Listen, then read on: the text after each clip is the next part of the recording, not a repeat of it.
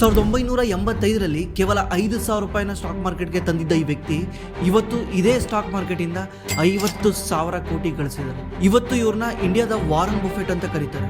ದೊಡ್ಡ ದೊಡ್ಡ ಸೆಲೆಬ್ರಿಟಿಗಳು prime minister Modi ಹತ್ರ ಫೋಟೋ ತೆಗೆಸ್ಕೊಂಡ್ರೆ ಆ ಫೋಟೋಗಳನ್ನ ಅವ್ರ ಸೋಷಿಯಲ್ ಮೀಡಿಯಾ ಪೇಜಲ್ಲಿ ಹಾಕಂತಾರೆ. ಆದ್ರೆ ಈ ರಾಕೇಶ್ ಜುಂಜುನ್ವಾಲಾ ಜೊತೆ ಪ್ರೈಮ್ ಮಿನಿಸ್ಟರ್ ಫೋಟೋ ತೆಗೆಸ್ಕೊಂಡು ಅವ್ರ ಸೋಷಿಯಲ್ ಮೀಡಿಯಾದಲ್ಲಿ ಹಾಕಿದ್ದಾರೆ. ನೀವೇ ಯೋಚನೆ ಮಾಡಿ ಇವ್ರು ಎಷ್ಟು ದೊಡ್ಡ ಪವರ್ಫುಲ್ ವ್ಯಕ್ತಿ ಇರ್ಬೋದು ಅಂತ. ಈಗಿನ ಕಾಲದಲ್ಲಿ ಯಾರಾದರೂ ದೇಶ ಪ್ರೇಮಿಗೆ ಎಕ್ಸಾಂಪಲ್ ಕೊಡಿ ಅಂದರೆ ನಾನು ರಾಕೇಶ್ ಜುಂಜುನ್ವಾಲಾ ಎಕ್ಸಾಂಪಲ್ ಕೊಡೋಕ್ಕೆ ಇಷ್ಟಪಡ್ತೀನಿ. ಯಾಕಂದರೆ ಇವ್ರು ದುಡ್ದಿರೋ ಎಂಟೈರ್ ದುಡ್ಡನ್ನ ನಮ್ಮ ದೇಶದ ಮೇಲೆ ನಂಬಿಕೆ ಇಟ್ಟು ನಮ್ಮ ಇಂಡಿಯನ್ ಸ್ಟಾಕ್ ಮಾರ್ಕೆಟಲ್ಲಿ ಇನ್ವೆಸ್ಟ್ ಮಾಡಿದ್ದಾರೆ. ಹೇಗೆ ಒಬ್ಬ ಮಿಡಲ್ ಕ್ಲಾಸ್ ವ್ಯಕ್ತಿ ಕೇವಲ 30 ವರ್ಷದಲ್ಲಿ 5,000ನ 50,000 ಕೋಟಿ ಮಾಡ್ತಾರೆ.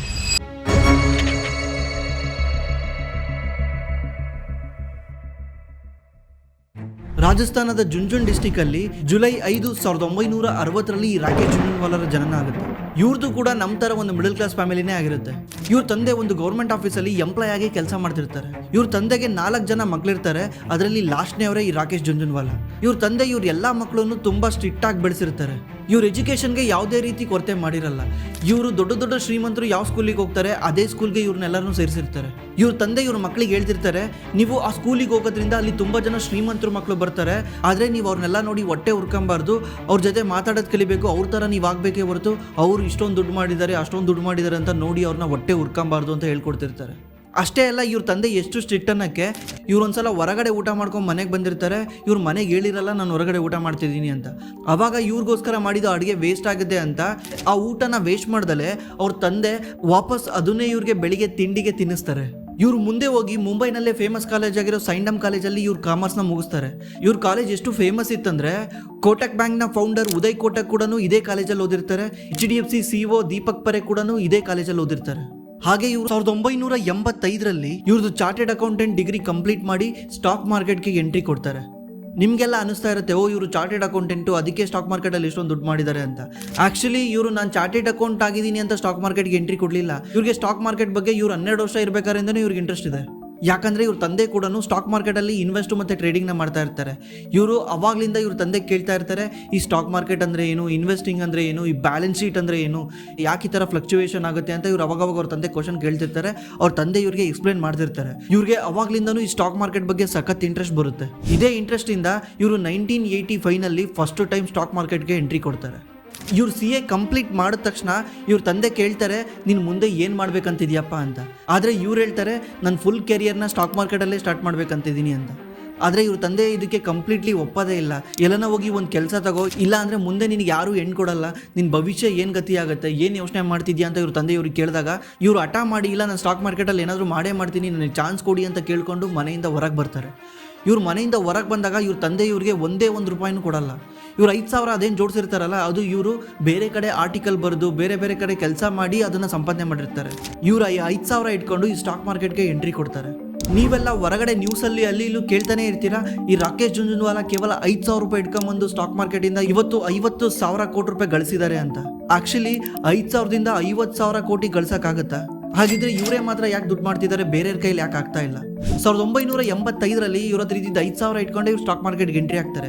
ಆ ಟೈಮಲ್ಲಿ ಇವ್ರ ಹತ್ರ ಯಾವುದೇ ಥರ ದುಡ್ಡು ಇರಲ್ಲ. ಇವ್ರ ತಂದೆ ಕೂಡ ಅವ್ರ ಸೇವಿಂಗ್ಸಿಂದ ಒಂದೇ ₹1 ಇವ್ರಿಗೆ ಕೊಡಲ್ಲ. ಇವ್ರು ಅವಾಗ ಏನು ಮಾಡ್ತಾರೆ, ಈ 5,000 ರೂಪಾಯಿನಲ್ಲೇ ಸಣ್ಣ ಪುಟ್ಟ ಶೇರ್ಸ್ನ ಬೈ ಮಾಡೋದು ಸೆಲ್ ಮಾಡೋದು ಮಾಡ್ತಿರ್ತಾರೆ. ಇವ್ರು ಒಂದ್ಸಲ ಇವ್ರ ಅಣ್ಣವ್ರ ಆಫೀಸಲ್ಲಿ ಕೂತ್ಕೊಂಡಿರ್ತಾರೆ. ಅವ್ರ ಅಣ್ಣ ಕೂಡ ಚಾರ್ಟೆಡ್ ಅಕೌಂಟೆಂಟ್. ಅವಾಗ ಅವ್ರ ಅಣ್ಣನ ಒಬ್ಬ ಲೇಡಿ ಕ್ಲೈಂಟು ಬಂದು ವಿಚಾರಿಸ್ತಾರೆ, ನನ್ನ ಹತ್ರ ಈ ಥರ ಸೇವಿಂಗ್ಸ್ ಇದೆ, ನಾನು ಅದನ್ನೆಲ್ಲಾದರೂ ಇನ್ವೆಸ್ಟ್ ಮಾಡಬೇಕು ಅಂತ. ಆ ಟೈಮಲ್ಲಿ ಸ್ಟಾಕ್ ಮಾರ್ಕೆಟ್ ಅಂದರೆ ಯಾರಿಗೂ ಅಷ್ಟೊಂದು ಪರಿಚಯನೇ ಇರಲ್ಲ. ರಾಕೇಶ್ ಜುಂಜುನ್ವಾಲಾ ಹೋಗಿ ಆ ಲೇಡಿ ಹತ್ರ ಮಾತಾಡ್ತಾರೆ, ನೀವು ಯಾಕೆ ಈ ದುಡ್ಡನ್ನ ಸ್ಟಾಕ್ ಮಾರ್ಕೆಟಲ್ಲಿ ಇನ್ವೆಸ್ಟ್ ಮಾಡಬಾರ್ದು ಅಂತ. ಆದರೆ ಅವ್ರಿಗೆ ಸ್ಟಾಕ್ ಮಾರ್ಕೆಟ್ ಬಗ್ಗೆ ಯಾವುದೇ ಥರ ನಂಬಿಕೆ ಇರಲ್ಲ. ಅದಕ್ಕೆ ರಾಕೇಶ್ ಜುಂಜುನ್ವಾಲಾ ಅವ್ರನ್ನ ಕನ್ವಿನ್ಸ್ ಮಾಡ್ತಾರೆ, ನಿಮಗೆ ಸ್ಟಾಕ್ ಮಾರ್ಕೆಟ್ ಬಗ್ಗೆ ಗೊತ್ತಿಲ್ಲ ಅಂದರೂ ನನಗೆ ಗೊತ್ತಿದೆ, ಆ ದುಡ್ಡನ್ನ ನನಗೆ ಕೊಡಿ. ಈಗ ಬ್ಯಾಂಕ್ ಇಂಟ್ರೆಸ್ಟ್ ಬಂದ್ಬಿಟ್ಟು 10% ಇದೆ, ನಾನು ನಿಮಗೆ 18% ಇಂಟ್ರೆಸ್ಟ್ ಕೊಡ್ತೀನಿ ವರ್ಷದಿಂದ ವರ್ಷಕ್ಕೆ ಅಂತ. ಅದಕ್ಕೆ ಆ ಲೇಡಿ ಕೇಳ್ತಾರೆ, ಬ್ಯಾಂಕ್ ಏನು ನನಗೆ ಸೆಕ್ಯೂರಿಟಿ ಕೊಡುತ್ತೆ, ಬಟ್ ನಿನ್ನ ಹತ್ರ ಕೊಟ್ಟರೆ ನನಗೇನು ಸೆಕ್ಯೂರಿಟಿ ಇರುತ್ತೆ ಅಂತ. ರಾಕೇಶ್ ಜುಂಜುನ್ವಾಲಾ ಹೇಳ್ತಾರೆ, ನನ್ನ ಹತ್ರ ಇರೋದೇ 5,000, ಇದು ಬಿಟ್ಟು ಬೇರೆ ಏನೂ ಇಲ್ಲ, ಬಟ್ ನನ್ನ ಮಾತೇ ನಿಮ್ಮ ಸೆಕ್ಯೂರಿಟಿ ಅಂತ ಹೇಳಿ ಅವ್ರ ಹತ್ರ ದುಡ್ಡು ಇಸ್ಕೊತಾರೆ. ಫಸ್ಟು ಆ ಲೇಡಿ ಇವ್ರಿಗೆ ₹1,00,000 ಚೆಕ್ನ ಕೊಡ್ತಾರೆ. ಆಮೇಲೆ ಮುಂದೆ ಹೋಗಿ ₹1,50,000 ಚೆಕ್ ಕೊಡ್ತಾರೆ. ಇವರಲ್ಲಿ ಸ್ಟಾಕ್ ಮಾರ್ಕೆಟ್ ಇಂಟ್ರೆಸ್ಟ್ಗೆ ಒಬ್ಬ ಕ್ರಿಶ್ಚಿಯನ್ ಜೆಂಟ್ಲ್ಮ್ಯಾನ್ ಇವ್ರಿಗೆ ₹5,00,000 ಚೆಕ್ನ ಕೊಡ್ತಾರೆ. ಇವರು ಆ ದುಡ್ಡೆಲ್ಲನೂ ಸ್ಟಾಕ್ ಮಾರ್ಕೆಟಲ್ಲಿ ಇನ್ವೆಸ್ಟ್ ಮಾಡ್ತಾರೆ. ಅದರಲ್ಲಿ ಅವ್ರು ಹೇಳಿರೋ ಪ್ರಕಾರ ಒಂದು ಶೇರ್ ಅಂದರೆ ಟಾಟಾ ಟೀನ 5,000 ಕ್ವಾಂಟಿಟಿ ಬೈ ಮಾಡ್ತಾರೆ ₹43. ಅದರಲ್ಲಿ 2,16,000 ಇನ್ವೆಸ್ಟ್ ಮಾಡಿರ್ತಾರೆ. ಆ ಇನ್ವೆಸ್ಟ್ ಮಾಡಿರೋ ದುಡ್ಡು ಕೇವಲ 3 ತಿಂಗಳಲ್ಲಿ 7,16,000 ಆಗುತ್ತೆ. ಅದೇ ರೀತಿ 1988ರಲ್ಲಿ ಸ್ಟೀಲ್ ಸೆಕ್ಟರಲ್ಲಿ ತುಂಬ ಬೇರಿಶ್ ಇರುತ್ತೆ, ತುಂಬ ಸ್ಟೀಲ್ ಕಂಪ್ನಿಗಳು ಕೆಳಗೆ ಬರ್ತಾ ಇರುತ್ತೆ. ಅದೇ ಟೈಮಲ್ಲಿ ಇವರು ಸೆಸ್ಸಾಗೋವಾ ಅನ್ನೋ ಕಂಪ್ನಿನ 25 ರೂಪಾಯಿ ಹಂಗೆ 4 ಲಕ್ಷ ಕ್ವಾಂಟಿಟಿ ಬೈ ಮಾಡ್ತಾರೆ. ಸುಮಾರು 1 ಕೋಟಿ ರೂಪಾಯಿ ಇನ್ವೆಸ್ಟ್ ಮಾಡ್ತಾರೆ ಆ ಕಂಪ್ನಿ ಮೇಲೆ. ಮುಂದೆ ಹೋಗಿ 2.5 ಲಕ್ಷ ಶೇರ್ನ 65 ರೂಪಾಯಿಗೆ ಸೆಲ್ ಮಾಡ್ತಾರೆ. ಇನ್ನು ಉಳಿದಿದ್ದ ಶೇರ್ನ 165 ರೂಪಾಯಿಗೆ ಸೆಲ್ ಮಾಡ್ತಾರೆ. ಇನ್ನೂ ಸ್ವಲ್ಪ ಶೇರ್ನ 2200 ರೂಪಾಯಿಗೆ ಸೆಲ್ ಮಾಡ್ತಾರೆ. ರಾಕೇಶ್ ಜುಂಜುನ್ವಾಲಾ ಅವ್ರದ್ದು ಇನ್ವೆಸ್ಟ್ಮೆಂಟ್ ಸ್ಟ್ರಾಟಜಿ ಏನಂದರೆ ಕಾಂಟ್ರೇರಿಯನ್ ಅಂದರೆ ಮಾರ್ಕೆಟ್ ಯಾವ ಥರ ಥಿಂಕ್ ಮಾಡ್ತಿರುತ್ತೆ ಅದರ ಉಲ್ಟಾ ಥಿಂಕ್ ಮಾಡೋದು. ಅಂದರೆ ಕೊರೋನಾ ಟೈಮಲ್ಲಿ ಎಲ್ಲರೂ ಸೆಲ್ ಮಾಡಿ ಹೊರಗೆ ಹೋಗ್ತಿದ್ರೆ ಬಿಕಾಸ್ ಏನೋ ಆಗ್ಬಿಡುತ್ತೆ, ನಾಳೆ ಏನೋ ಆಗ್ಬಿಡುತ್ತೆ ಅಂತ ಹೊರಗೆ ಹೋಗ್ಬೇಕಾರೆ ರಾಕೇಶ್ ಜುಂಜುನ್ವಾಲಾ ಖುದ್ದು ಹೇಳ್ತಿರ್ತಾರೆ, ಇದು ಬೈ ಮಾಡೋಕ್ಕೆ ಒಳ್ಳೆ ಟೈಮು, ಬೈ ಮಾಡಿ ಅಂತ TV ನ್ಯೂಸ್ಗಳಲ್ಲಿ ಬಂದು ಹೇಳ್ತಾ ಇರ್ತಾರೆ. ಅದೇ ರೀತಿ 2008 ಫೈನಾನ್ಷಿಯಲ್ ಕ್ರೈಸಿಸಲ್ಲಿ ಕೂಡ ಅವ್ರು ಅದೇ ಥರ ಹೇಳ್ತಿರ್ತಾರೆ. ಇವ್ರದ್ದು ಸ್ಟ್ರಾಟಜಿ ಏನಂದರೆ ಮಾರ್ಕೆಟ್ ಥಿಂಕ್ ಮಾಡೋದಕ್ಕಿಂತ ಇವರು ಉಲ್ಟಾ ಥಿಂಕ್ ಮಾಡ್ತಾರೆ. 2020ರಲ್ಲಿ ಇವರು ಟಾಟಾ ಮೋಟರ್ನ 65 ರೂಪಾಯಿಗೆ ಬೈ ಮಾಡ್ತಾರೆ, 4 ಕೋಟಿ ಶೇರು. ಇವತ್ತು ಅದ್ರ ವರ್ತು 4000 ಕೋಟಿ ಆಗಿದೆ. ಆ ಟೈಮಲ್ಲಿ ಎಲ್ಲರೂ ಟಾಟಾ ಮೋಟರ್ಸ್ ಬಗ್ಗೆ ನೆಗೆಟಿವ್ ಆಗಿ ಮಾತಾಡ್ತಿದ್ರು, ಡೆಟ್ ಜಾಸ್ತಿ ಇದೆ, ಸಾಲ ಜಾಸ್ತಿ ಇದೆ, ಈ ಕಂಪ್ನಿ ಸರ್ವೈವ್ ಆಗೋದು ಕಷ್ಟ ಅಂತ ಮಾತಾಡ್ತಿದ್ರು. ಬಟ್ ಅವತ್ತು ರಾಕೇಶ್ ಜುಂಜುನ್ವಾಲಾ ಕಾಂಟ್ರೇರಿಯನ್ ಬೆಟ್ ತಗೊಂಡು ಇವತ್ತು ಆಲ್ಮೋಸ್ಟ್ 3,500 ಕೋಟಿ ಲಾಭ ಮಾಡಿದ್ದಾರೆ ಜಸ್ಟ್ 3 ಇಯರ್ಸಲ್ಲಿ. ಇದನ್ನೇ ಕಾಂಟ್ರೇರಿಯನ್ ಬೆಟ್ ಅಂತ ಕರೀತಾರೆ. ಮುಂದೆ ಹೋಗ್ತಾ ರಾಕೇಶ್ ಜುಂಜುನ್ವಾಲಾ ಇದೇ ಸ್ಟ್ರಾಟಜಿ ಯೂಸ್ ಮಾಡಿ 50,000 ಕೋಟಿ ಸಂಪಾದನೆ ಮಾಡಿದ್ದಾರೆ. 1988ರಲ್ಲಿ ರಾಕೇಶ್ ಜುಂಜುನ್ವಾಲಾದು ನೆಟ್ವರ್ತು 1 ಕೋಟಿ ಇರುತ್ತೆ. ಮುಂದೆ 1993 ಬರೋ ಅಷ್ಟೊತ್ತಿಗೆ ರಾಕೇಶ್ ಜುಂಜುನ್ವಾಲಾ ನೆಟ್ವರ್ತು 200 ಕೋಟಿಗೆ ಟಚ್ ಆಗುತ್ತೆ. ಅದೇಂಗೆ ಗೊತ್ತಾ, 1989ರಲ್ಲಿ VP ಸಿಂಗ್ ಪ್ರೈಮ್ ಮಿನಿಸ್ಟರ್ ಆದಾಗ ಮಧು ಧನ್ವಟೆ ಅನ್ನೋರು ಫೈನಾನ್ಸ್ ಮಿನಿಸ್ಟರ್ ಆಗಿರ್ತಾರೆ. ಅವಾಗ ಅವ್ರದ್ದು ಫಸ್ಟ್ ಟೈಮ್ ಬಜೆಟ್ನ ಪ್ರೆಸೆಂಟ್ ಮಾಡಿರ್ತಾರೆ. ಬಟ್ ಮಾರ್ಕೆಟು ಅದನ್ನು ಫುಲ್ ನೆಗೆಟಿವಿಟಿ ಆಗಿ ತಾಂಡಿರುತ್ತೆ. ಯಾಕಂದರೆ ಹಿಂದೆ ಇದ್ದಿದ್ದು ಗೌರ್ಮೆಂಟ್ ಎಲ್ಲನೂ ಯಾವುದು ಕೂಡ ಬಿಸ್ನೆಸ್ ಫ್ರೆಂಡ್ಲಿ ಇರಲ್ಲ, ಅಂದರೆ ಬಿಸ್ನೆಸ್ ಸಪೋರ್ಟ್ ಮಾಡೋ ಅಂತ ಯಾವುದೇ ಒಂದು ಗೌರ್ಮೆಂಟ್ ಬಂದಿರಲ್ಲ. VP ಸಿಂಗ್ ಕೂಡ ಇದೇ ಥರನೇ ಅಂತ ಮಾರ್ಕೆಟ್ ಥಿಂಕ್ ಮಾಡ್ತಾ ಇರುತ್ತೆ. ಇದಕ್ಕೆ market day by day down ಆಗ್ತಾ ಬರ್ತಾ ಇರುತ್ತೆ. ಬಟ್ ರಾಕೇಶ್ ಜುಂಜುನ್ವಾಲಾ ಥಿಂಕ್ ಮಾಡ್ತಾರೆ, VP ಸಿಂಗ್ ಒಬ್ಬ ಬಿಸ್ನೆಸ್ ಬ್ಯಾಕ್ಗ್ರೌಂಡ್ ಫ್ಯಾಮಿಲಿಯಿಂದ ಬಂದಿರೋದು. VP ಸಿಂಗ್ ಯಾವತ್ತೂ ಕೂಡ ಬಿಸ್ನೆಸ್ ಫ್ರೆಂಡ್ಲಿ ಬಜೆಟ್ನೇ ತರ್ತಾರೆ, ಯಾಕಂದರೆ ಬಿಸ್ನೆಸ್ ಗ್ರೋ ಆದ್ರೇ ದೇಶ ಗ್ರೋ ಆಗೋದು ಅಂತ ಅವ್ರಿಗೆ ಗೊತ್ತಿದೆ ಅಂತ ರಾಕೇಶ್ ಜುಂಜುನ್ವಾಲಾ ಥಿಂಕ್ ಮಾಡ್ತಾರೆ. ಅದಕ್ಕೆ ಈ ಕೆಳಗೆ ಬರ್ತಿದ್ದ ಶೇರ್ಗಳೆಲ್ಲನೂ ಕಮ್ಮಿ ರೇಟಿಗೆ ಬೈ ಮಾಡಿ ರಾಕೇಶ್ ಜುಂಜುನ್ವಾಲಾ ಇಟ್ಕೊಂತಿರ್ತಾರೆ. ಈ ಬಜೆಟು ರಾಕೇಶ್ ಜುಂಜುನ್ವಾಲಾ ಜೀವನನೇ ಚೇಂಜ್ ಮಾಡಾಕತ್ತೆ. ರಾಕೇಶ್ ಜುಂಜುನ್ವಾಲಾದು ನೆಟ್ವರ್ತು ಆ ಬಜೆಟ್ ನಡೆಯೋಕ್ಕೂ ಮುಂಚೆ 2 ಕೋಟಿ ಇರುತ್ತೆ. ಆ ಬಜೆಟ್ ಮುಗಿಯೋ ಅಷ್ಟೊತ್ತಿಗೆ ಅದು 20 ಕೋಟಿಗೆ ಟಚ್ ಆಗುತ್ತೆ. ಸೇಮ್ ಡೇ 2 ಕೋಟಿಯಿಂದ 20 ಕೋಟಿಗೆ ಟಚ್ ಆಗುತ್ತೆ. ಯಾಕಂದರೆ ರಾಕೇಶ್ ಜುಂಜುನ್ವಾಲಾ ಅಂದ್ಕೊಂಡಂಗೆ ಬಜೆಟು ಬಿಸ್ನೆಸ್ ಫ್ರೆಂಡ್ಲಿ ಬಜೆಟ್ ಬರುತ್ತೆ. ಮುಂದೆ ಹೋಗಿ ರಾಕೇಶ್ ಜುಂಜುನ್ವಾಲಾ ಈ 20 ಕೋಟಿನ 200 ಕೋಟಿ ಮಾಡ್ತಾರೆ. ಹೆಂಗ್ ಗೊತ್ತಾ, ನಮ್ಮ ಇಂಡಿಯಾದಲ್ಲಿ ನಿಜವಾದ ಬುಲ್ ರನ್ ಸ್ಟಾರ್ಟ್ ಆಗಿದ್ದು ಹರ್ಷದ್ ಮೆಹ್ತಾ ಬುಲ್ ರನ್ನಿಂದ. 1989ನಲ್ಲಿ ಸೆನ್ಸೆಕ್ಸು 700 ಇರುತ್ತೆ. 1992 ಸ್ಕ್ಯಾಮ್ ಹೊರಗೆ ಬರೋ ಅಷ್ಟೊತ್ತಿಗೆ ಸೆನ್ಸೆಕ್ಸು 4200 ಆಗುತ್ತೆ. ಸೆನ್ಸೆಕ್ಸ್ ಏನೇ 3 ವರ್ಷದಲ್ಲಿ 6 ಪಟ್ಟು ಮೇಲೋಗಿದೆ. ಅದ್ರ ಕೆಳಗಿರೋ ಸ್ಟಾಕ್ಸ್ಗಳು ಎಷ್ಟು ಪಟ್ಟು ಮೇಲೋಗಿರ್ಬೋದು ಅಂತ ನೀವೇ ಯೋಚನೆ ಮಾಡಿ. ರಾಕೇಶ್ ಜುಂಜುನ್ವಾಲಾ ACCನ 100 ರೂಪಾಯಿ ಕೊಟ್ಟು ಬೈ ಮಾಡಿರ್ತಾರೆ. ಮುಂದೆ ಹೋಗಿ ಅದನ್ನು 3,500ಕ್ಕೆ ಸೆಲ್ ಮಾಡ್ತಾರೆ. ಆದರೆ ಇದೇ ACC ಮುಂದೆ ಹೋಗಿ ಕೇವಲ 3 ತಿಂಗಳಲ್ಲೇ 10,500ಕ್ಕೆ ರೀಚ್ ಆಗುತ್ತೆ. ಆಗ ರಾಕೇಶ್ ಜುಂಜುನ್ವಾಲಾ ಥಿಂಕ್ ಮಾಡ್ತಾರೆ, ಈ ಮಾರ್ಕೆಟು ಸಖತ್ತು ಓವರ್ ವ್ಯಾಲ್ಯೂಡ್ ಆಗ್ತಾ ಇದೆ, ಸುಮ್ಮನೆ ಈ ಹರ್ಷದ್ ಮೆಹ್ತಾ ಸ್ಟಾಕ್ಗಳನ್ನ ಮೇಲ್ ತಗೊಂಡು ಹೋಗ್ತಿದ್ದಾನೆ, ಇದರಲ್ಲಿ ವ್ಯಾಲ್ಯೂ ಇಲ್ಲ ಅಂದ್ರೂ ಈ ಸ್ಟಾಕ್ಗಳನ್ನ ಮೇಲ್ ತಗೊಂಡು ಹೋಗ್ತಾ ಇದ್ದಾನೆ ಅಂತ ಥಿಂಕ್ ಮಾಡ್ತಾರೆ. ಆಗ ಇವ್ರ ಹತ್ರ ಇರೋ ಬರೋ ದುಡ್ಡೆಲ್ಲನೂ ಶಾರ್ಟ್ ಸೆಲ್ಲಿಂಗ್ ಮಾಡ್ತಾರೆ. ಶಾರ್ಟ್ ಸೆಲ್ಲಿಂಗ್ ಅಂದರೆ ಈಗ ಒಂದು ಕಂಪ್ನಿದು ಶೇರ್ ಪ್ರೈಸ್ 100 ರೂಪಾಯಿ ಇರುತ್ತೆ, ನಿಮಗೆ ಅನ್ಸುತ್ತೆ ಈ ಶೇರ್ ಪ್ರೈಸ್ 50 ರೂಪಾಯಿಗೆ ಬರುತ್ತೆ ಅಂತ, ನೀವೇನಾದರೂ ಈ ಶೇರ್ನ ನಿಮ್ಮ ಹತ್ರ ಇಲ್ದಲೇನೂ ಸೆಲ್ ಮಾಡ್ಬೋದು. ಇಲ್ದಲೇ ಸೆಲ್ ಮಾಡಿದ್ರೆ ಆ ಶೇರ್ 50 ರೂಪಾಯಿಗೆ ಬಂದಾಗ ನೀವು ಅದನ್ನು ಬೈ ಮಾಡಿದ್ರೆ ನಿಮಗೆ 50 ರೂಪಾಯಿ ಲಾಭ ಆಗುತ್ತೆ. ಇದನ್ನೇ ಶಾರ್ಟ್ ಸೆಲ್ಲಿಂಗ್ ಅಂತ ಅಂತಾರೆ. ಆವಾಗ ಇದು ಪಾಸಿಬಿಲಿಟೀಸ್ ಇತ್ತು, ಇವಾಗ ಪಾಸಿಬಿಲಿಟೀಸ್ ಇಲ್ಲ. ನೀವು ಫ್ಯೂಚರ್ ಅಂಡ್ ಆಪ್ಷನಲ್ಲಿ ಶಾರ್ಟ್ ಸೆಲ್ಲಿಂಗ್ ಮಾಡ್ಬೋದು, ಕ್ಯಾಶ್ ಮಾರ್ಕೆಟಲ್ಲಿ ಶಾರ್ಟ್ ಸೆಲ್ಲಿಂಗ್ ಮಾಡೋಕ್ಕಾಗಲ್ಲ. ಆಗ ರಾಕೇಶ್ ಜುಂಜುನ್ವಾಲಾ ಅವ್ರ ಹತ್ರ ಇದ್ದಿದ್ದು ಎಲ್ಲ ದುಡ್ಡು ಈ ಶಾರ್ಟ್ ಸೆಲ್ಲಿಂಗ್ ಮಾಡಿ ವೆಯ್ಟ್ ಮಾಡ್ತಿರ್ತಾರೆ. मैं जिंदगी का सबसे बड़ा पैसा कमाया शेयर बेच के. बोले मैंने वो जमाने में एटलीस्ट मंदी में 30-35 करोड़ रुपया कमाया होगा. ಅವರೊಂದು ಇಂಟರ್ವ್ಯೂನಲ್ಲಿ ಹೇಳ್ತಾರೆ, ಈ ಸ್ಕ್ಯಾಮ್ 1992 ಏನಾದರೂ ಸ್ವಲ್ಪ ಲೇಟಾಗಿ ಎಕ್ಸ್ಪೋಸ್ ಆಗಿದ್ದಿದ್ರೆ ರಾಕೇಶ್ ಜುಂಜುನ್ವಾಲಾ ಬೀದಿಗೆ ಬರಬೇಕಿತ್ತು ಅಂತ. ಯಾಕಂದರೆ ದಿವಸದಿಂದ ದಿವಸಕ್ಕೆ ಶೇರ್ ಪ್ರೈಸ್ ಮೇಲೆ ಹೋಗ್ತಾನೆ ಇದ್ವು. ಅವಾಗ ಅವ್ರ ಅದೃಷ್ಟದ ಪ್ರಕಾರನೇ ಈ ಸುಚಿತಾ ದಲ್ಲಾಲಿಂದ ಈ ಸ್ಕ್ಯಾಮ್ 1992 ಹೊರಗೆ ಬರುತ್ತೆ. ಇದು ಬಂದು ಕೇವಲ ಕೆಲವೇ ತಿಂಗಳುಗಳಲ್ಲಿ ಮಾರ್ಕೆಟು 50% ಕೊಲ್ಯಾಪ್ಸ್ ಆಗುತ್ತೆ.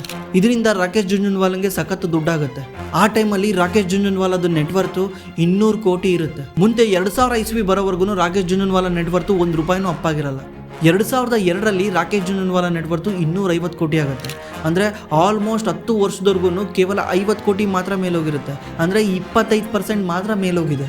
ನೆಕ್ಸ್ಟು ರಾಕೇಶ್ ಜುಂಜುನ್ವಾಲಾ ಹೈಯೆಸ್ಟ್ ದುಡ್ಡು ಮಾಡೋದು ಈ 2002 ಆದಮೇಲೆ. ಆ ಟೈಮಲ್ಲಿ ರಾಕೇಶ್ ಜುನ್ಜುನ್ವಾಲಾ ಟೈಟಾನು, ಲುಪಿನ್ನು, ಕ್ರಿಸೈಲು, ಕೆನರಾ ಬ್ಯಾಂಕು ಇದರೆಲ್ಲದರಲ್ಲೂ ಇನ್ವೆಸ್ಟ್ ಮಾಡಿ ಸಖತ್ ದುಡ್ಡು ಮಾಡ್ತಾನೆ. ಅದರಲ್ಲಿ ಟೈಟಾನ್ ಮಾತ್ರ ರಾಕೇಶ್ ಜುನ್ಜುನ್ವಾಲಾನ ಲೈಫೇ ಚೇಂಜ್ ಮಾಡುತ್ತೆ. ಇವತ್ತು ರಾಕೇಶ್ ಜುನ್ಜುನ್ವಾಲಾ 50,000 ಕೋಟಿ ನೆಟ್ವರ್ತಲ್ಲಿ ಟೈಟಾನೇ 15,000 ಕೋಟಿ ಇದೆ. ಈ ಟೈಟಾನ್ನ 2003ರಲ್ಲಿ ರಾಕೇಶ್ ಜುನ್ಜುನ್ವಾಲಾ 30 ರೂಪಾಯಿಂದ 32 ರೂಪಾಯಿ ಕೊಟ್ಟು ಬೈ ಮಾಡ್ತಾರೆ.